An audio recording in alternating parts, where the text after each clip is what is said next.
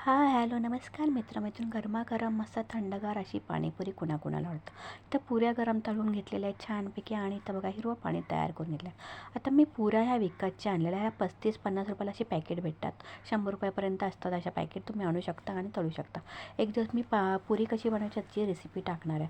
आता या कमी तेलामध्ये तळल्या तरी काही हरकत नाही. भरपूर साऱ्या कमी तेलात मस्त पुऱ्या तळून घ्यायच्या आहेत आणि भरपूर साऱ्या पुऱ्या मी तळून घेतलेल्या आहेत. आज जरा सर्दी आहे त्यामुळे आवाजात फरक पडला असेल तर समजून घ्या. आता इथे बघा मस्त की पुऱ्या तळून घेतलेल्या आहेत मस्त आणि ह्या पुऱ्या ना अजिबात मऊ पडत नाही. मस्त अशा पुऱ्या तयार झाल्या आहेत तळून. आता आपण बाजूला मस्त चटणी करून घेऊया. आता बघा भरपूर साऱ्या पुऱ्या तळून झालेल्या आहेत आणि मस्त की चटणी, हिरवी चटणी तयार करायची. त्यासाठी बघा कोथिंबीर, मिरची, लसूण आणि आला घेतलेला, तुकडा आल्याचा घ्यायचा, जिरा घ्यायचा आणि छान मिक्सरला बारीक वाटून घ्यायचा.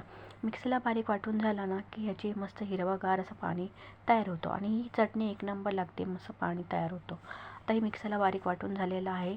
आता तुम्ही तुमच्याकडे कसं पाणी बनवता नक्कीच कमेंट करून सांगा. आणि कधी कधी ना आपल्याला भूक लागते, मधल्या दिवस आपले लहान मुलं वगैरे असतात किंवा कधीतरी आपल्याला असं काहीतरी वेगळं खाऊशी वाटलं तर नक्कीच ही पाणीपुरी करून बघा. आता इथे मी रगडा वगैरे करणार नाही, तर बटाटाच फक्त मी मिक्स करून घेतलेला आहे. आता हा पाणी तयार मस्त तयार होतं. हिरवी चटणी तयार झालेली आपली. हिरवी चटणी तयार झाली की आपण मस्त की पुऱ्या आणि हिरवी चटणी तयार झालेली. पण मी त्या गोड चटणी बनवणार आहे. तर चिंचचा आणि गुळाची मी चटणी बनवते. पण मी काय केलं, ह्यावेळी दोन्ही पाऊच आणलेले आहेत. आता इथे बघा मस्त मी बटाटे घेतलेले आहेत.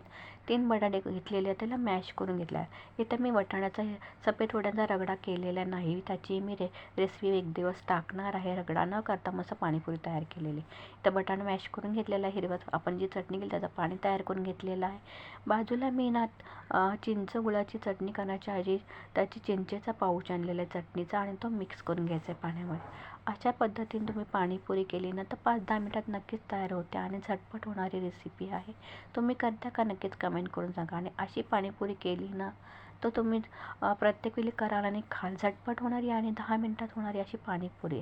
असे 2 पाऊच आणून ठेवायचे चटणीचे, हिरव्या आणि ते गोड चटणीचं पाऊच आणून ठेवायचं आणि बटाटे कधीतरी उकडायचे आणि अशा पुऱ्या तळून ठेवल्या ना की कधीही तुम्हाला वाटेल तेव्हा तुम्ही पाणीपुरी करून खाऊ शकता. आता आवाज थंडीमुळे सर्दी सगळीकडेच, खोकला सर्दीचे प्रॉब्लेम वाढले त्यामुळे काय समजून घ्या. आता मस्त की पुरी तळून झालेली, त्याच्यामध्ये असं होल पाडून घेतले, त्याच्यात बटाटा भरून घ्यायचा आणि दोन्ही पाण्यामध्ये मस्त की अशी पाणीपुरी तयार. करा खायला तयार झालेली पाणीपुरी.